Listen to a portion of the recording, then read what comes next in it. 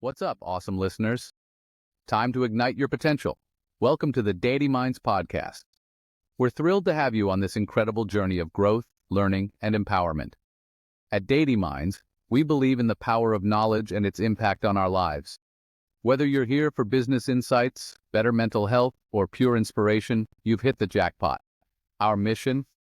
To provide valuable content that not only informs but also inspires action. Each episode is crafted with care, offering expert advice, personal stories, and practical tips you can use every day. Remember, every step towards self-improvement is a step towards a brighter future. We're here to support, guide, and cheer you on through your personal and professional journey. Thanks for being part of our community. Let's grow together, learn together, and make a difference together. Stay inspired and keep listening. Hello, everyone. Welcome once again to the Dadyminds Podcast. And today we have another amazing guest, Dr. Emily Levy. So let me let her introduce herself. So, Emily, welcome to the Dadyminds Podcast. Thank you so much for having me. It's a pleasure to be here. So, can we begin by you telling us a bit about your background and what inspired you to become an education expert? Absolutely. Well, I'm currently the founder and director of EBL Coaching, which is a one-on-one tutoring program that helps students with learning challenges, both locally in the New York, New Jersey area and nationally as well as worldwide. Our specialty is using research-based multisensory techniques to help students in grades pre-K to adult develop their core academic skills. Just to date back a little bit, I actually grew up in the field of special education. My mother was the founder of a school for students with learning disabilities in Florida, which is where I grew up. So I spent so much of my childhood being trained in different methods and working with students. But then formally, I received my undergraduate degree from Brown University. I then received my master's degree in special education, as well as my doctorate degree in general education. And over the years have written several different workbook series to help students develop their academic skills using a multisensory approach. That's very wonderful. So, how did your background in such an educational background, you told us about your mother having her own school for providing special education programs. So how did your experience there as a student from your background and the teacher shape your approach to education and learning? Well, I think that I was very influenced by being young myself and really watching students with learning challenges excel academically with the right methods in place, with the right instruction, with the right teaching. So I think that was really the base of what inspired me down the road. However, after college, I decided to try something different, and I actually pursued finance for a few years, but really quickly realized that wasn't my calling. And I went back to what was my calling, which is helping students, especially those with special education needs, to build their self-confidence and build their academic skills with the right one-on-one approach. Okay, that's very nice. So can you tell us about your research on teaching reading comprehension and what you learned from it? Sure. I did a research study on the best method for helping students with learning disabilities to develop stronger reading comprehension skills. And it really involved visualizations and creating visual maps of information that they were either reading or hearing, meaning many individuals are able to naturally form visual images as they read, which helps them with comprehension, but not all students, especially those with learning disabilities. So by teaching them systematically how to create those images and how to create visual diagrams, it really helped them, and the research showed, to develop stronger reading comprehensions using this approach. Okay, so still on students. So how about the advice you would give to maybe artists or content creators who specifically create books for students? So how can they create better books that will help such students? And how can they create these visual images in their books to better help students understand what they want them to run? Sure. Well, I've actually, as I mentioned, written several different series of workbooks. And part of my inspiration for creating these workbooks is that I couldn't find anything out there at the time that not only taught students concrete methods, but gave them enough practice utilizing these methods in a concrete way so that they really developed mastery. And so I think that's really a key is not just teaching a student a new strategy or several different strategies within a book or a workbook, but really teaching one and then giving them lots of practice and repetition in order for them to really grasp and understand the strategy that you're trying to teach them. Okay, so how do you think your research has impacted your approach to teaching and tutoring?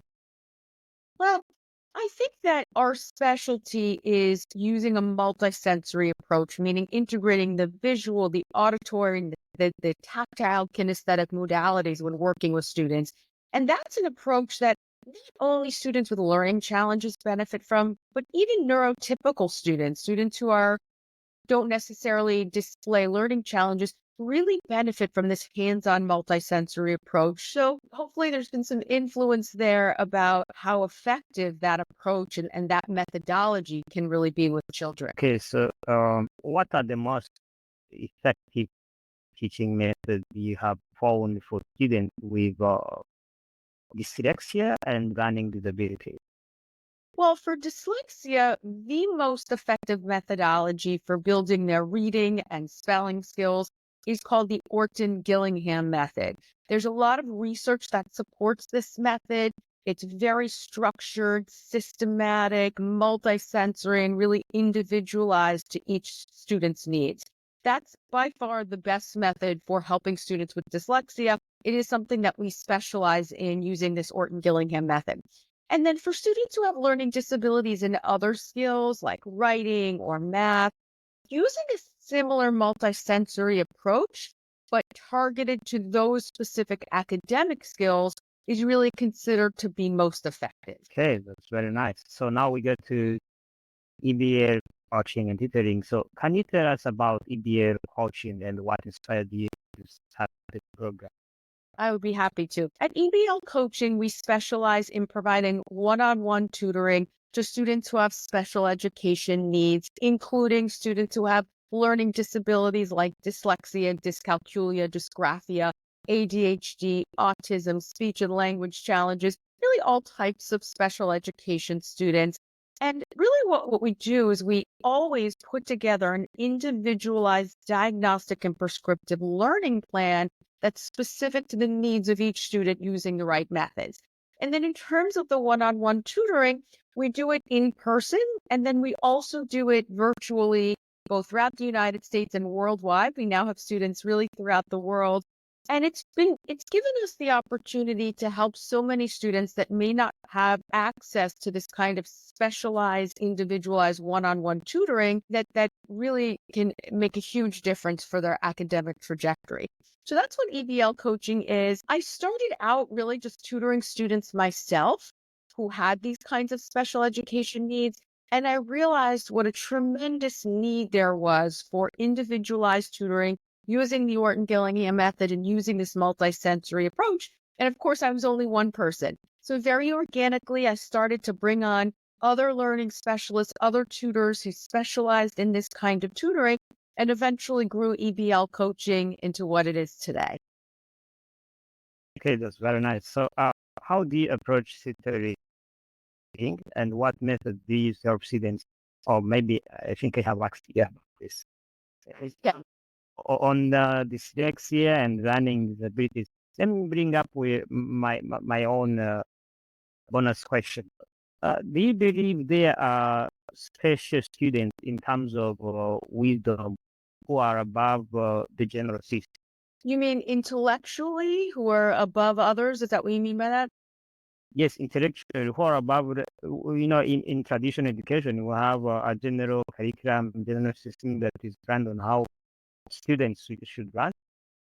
But do you believe there are some students who are way more, who need way more than that in terms of intelligence? Well, I think that many individuals who actually have learning disabilities are often intellectually gifted. They have very high IQ scores. So I will start by saying that having a learning disability like dyslexia does not by any means mean that a student has a low IQ or isn't intellectually gifted. With that said, if there is a student who is very strong intellectually and who is feeling like they need more stimulation, sometimes they need to look outside of the classroom because teachers are not always able to challenge those who need to be challenged, to remediate those who need remediation, and to cater to the general population in the classrooms. I will sometimes advise parents to seek that enrichment outside of the classroom, whether it's an additional class, whether it's an additional extracurricular activity to really help with that stimulation if the teacher is not able to offer that within the classroom. And shouldn't we maybe have a specialized educational program for such students? I'm asking you this because for myself, growing up, I have never had a chance to fit in the general just classroom of other students. I remember when I started my education back when I was like 5 years old, they sent me to a nursery school. But when I looked at the other children of my age, I thought what they were doing was somehow dumb. I thought that was not something right for me. And since then, I believe I am somehow way more powerful than the general education system and than the general programs that are out there. And like you said, that such students should look out of the classroom. That's what I did. And everything that I do today and everything that I know today is what I have run out of the classroom. So, like you said, parents should be alerted by their children and they should find a way to help their children if they show that they have some special abilities. Sometimes, like you said, a student might fail in math or let's say social studies, but not because this person is dumb, but maybe because the system is not right for them. If you're an e-commerce seller, then you need Outfy to boost your social media game. Outfy is your ultimate social media management tool. It connects seamlessly with top marketplaces like Etsy and Shopify. Imagine automated content creation that churns out eye-catching videos, GIFs and promo posts. With Outfy, share across Facebook, Instagram, TikTok, Pinterest and YouTube and reach a wider audience effortlessly. Schedule your posts in advance and let Outfy handle the rest. Track performance with Outfy's analytics tools. Gain insights and refine your strategy. Save time, save money and grow your business. Many businesses have seen incredible growth with Outfy. Ready to join them? Sign up for Outfy and transform your online presence today. Outfy, efficient, effective, essential. Try it now and watch your business thrive. To support the Dadyminds podcast, check out Outfy with the link in this episode description. Okay, so what are some of the most common challenges you see students facing, and how do you help them overcome them? I'd say the most common challenges we see are definitely number one with reading. That's probably the greatest challenge that we see. But along with that often comes writing. So I would say reading and writing are challenges that we see very commonly. And then we also work with many students who struggle with math. They may really be very strong in reading and writing, but struggle with math.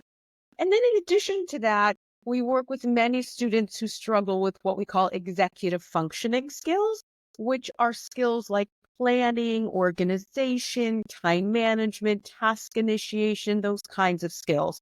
And the way that we address it is that we pull from about 22 different research-based techniques that are all individualized to the needs of each student. And that's really the key, especially for students who have learning challenges or attentional challenges, is not just using a cookie cutter approach or one approach and trying to fit every student into that box, but really using the combination of research-based techniques that are fully individualized to their needs. Okay, so can you share some of the strategies you have developed for helping students succeed, such as those outlined in your workbook series?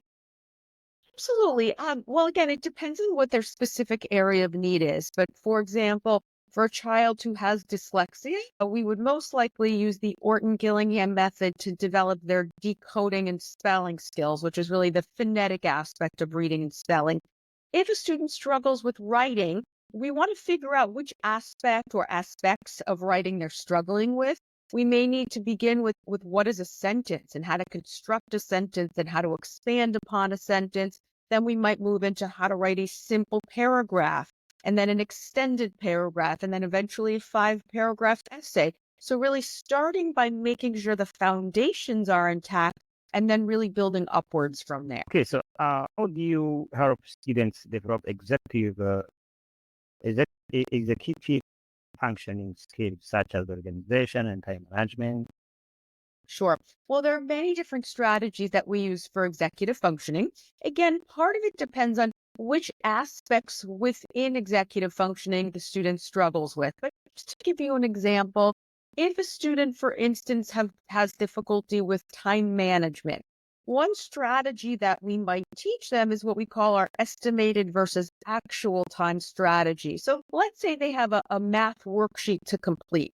Well, we might first ask them, how long do you think it's going to take to complete this math worksheet? And they might say they think it's going to take 5 minutes, and that's their estimated time. So we would have them write down their estimated time. And then as they complete the math worksheet, we would have them keep tabs on how long it actually takes to complete. And then they would write down the AT, or the actual time. And we find that when students who have difficulty with time management, in the beginning, there's a big difference, a big gap between those two times, between the estimated time and the actual time. But the more we practice this strategy, the more students start to become realistic with their time and with how long things take, and the more their time management skills improve. Okay, that's right. What advice do you have for parents and educators who are working with students with dyslexia and learning disabilities? Well, I would say for parents, it's always important to advocate for your child. I always tell parents that in the beginning of the school year, they should set up a meeting with their child's teacher so that they can tell the teacher about their child, what has worked, what hasn't worked. If your child doesn't necessarily have a learning disability, but a parent is noticing struggles at home, they should immediately speak to their child's teacher. If the teacher is noticing these struggles as well, they may want to request an evaluation to see if, in fact, there is a learning disability like dyslexia going on.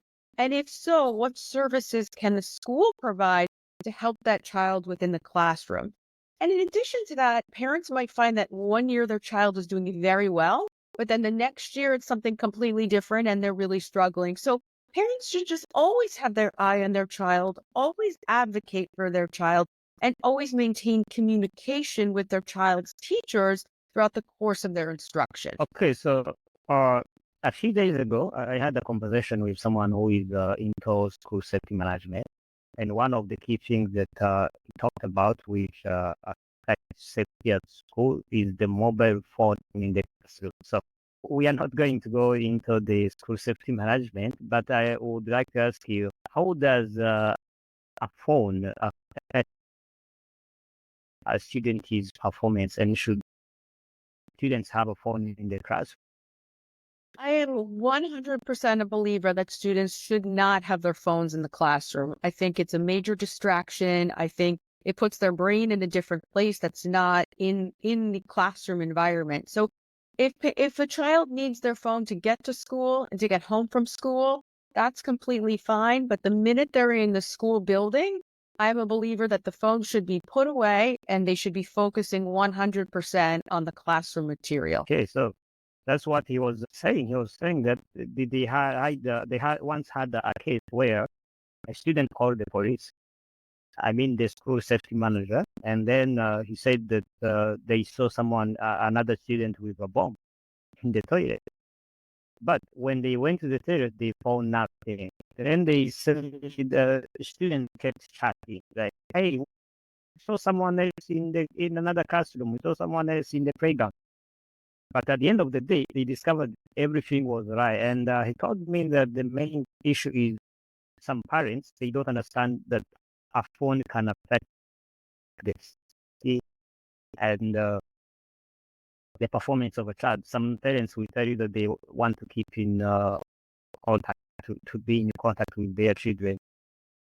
But for me, according to my educational background, especially here in Rwanda, you're not allowed to get a phone until you are 18 when you finish your high school. So, like you said, I believe phones should be taken away in the classroom. I completely agree. Maybe they should get lockers to keep those phones when students get at school. Yes. Okay, so now we go to past professional development. So how do you current with the latest research and development in the education and learning? Sorry, can you just repeat that question if you don't mind? Yes, sure. How do you stay current with the latest research and developments in education and learning? Got it. Well, I very regularly read journals. I read articles. I attend conferences. I actually just got back 2 days ago from the International Dyslexia Association's annual conference. So I'm constantly listening to speakers and reading research from other individuals in the field. And I find that really helps me to stay current with everything that's going on within the field. Well, what are some of the most important lessons you have learned throughout your career, and how do they shape your approach to education?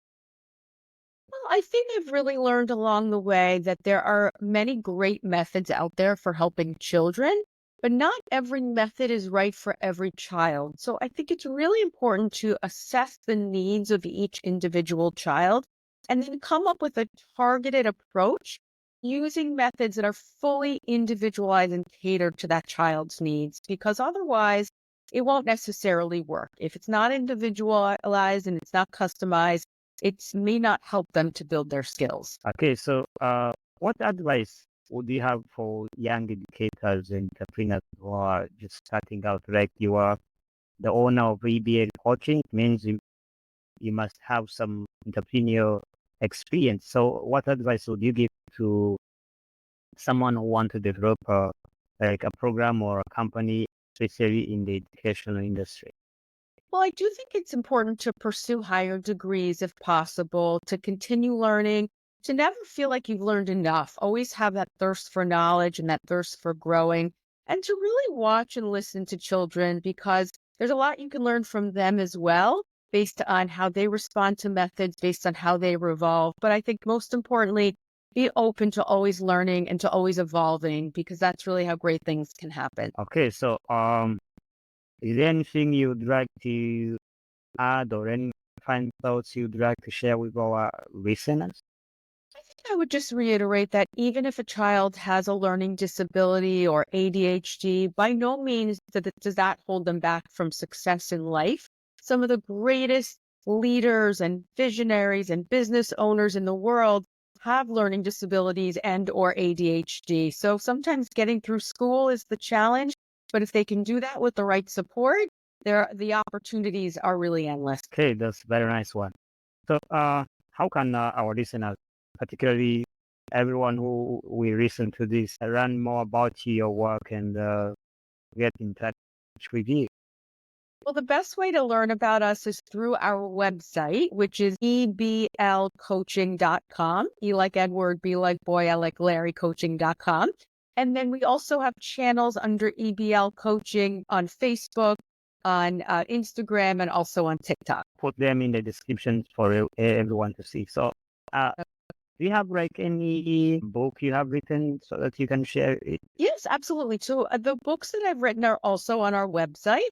I've written a 17-part student workbook series called Strategies for Study Success, which helps students build skills in reading, comprehension, writing, test taking, note taking, and summarizing skills. I've also written the Flags and Stars Orton-Gillingham student workbook program, which is great for helping students build reading and spelling skills, and the multisensory math program, which helps students build foundational math skills. Okay, that's very nice. Okay, one more last question. Do you have like any training programs dedicated for other educators who want to develop the skills that you have experience with? We don't do training for educators. Our specialty is providing tutoring to children, but there are many great resources and schools out there that specialize in training for educators. That's very nice. So I thank you very much for joining the Dadyminds Podcast today and sharing with us your insights and wisdom from your very many years of experience and research. And I thank you very much for your contribution you are giving out to creating a better world. Children are the future. So if we empower them, if we take care of them, then we have a better world in the future. Absolutely. And it really was my pleasure. I very much enjoyed our conversation and thank you so much for having me. Thank you. Thank you very much. Have a nice day. You too. Thank you. If you're an e-commerce seller, then you need Outfy to boost your social media game. Outfy is your ultimate social media management tool. It connects seamlessly with top marketplaces like Etsy and Shopify. Imagine automated content creation that churns out eye-catching videos, GIFs and promo posts. With Outfy, share across Facebook, Instagram, TikTok, Pinterest and YouTube and reach a wider audience effortlessly. Schedule your posts in advance and let Outfy handle the rest. Track performance with Outfy's analytics tools. Gain insights and refine your strategy. Save time, save money and grow your business. Many businesses have seen incredible growth with Outfy. Ready to join them? Sign up for Outfy and transform your online presence today. Outfy, efficient, effective, essential. Try it now and watch your business thrive. To support the Dadyminds podcast, check out Outfy with the link in this episode description.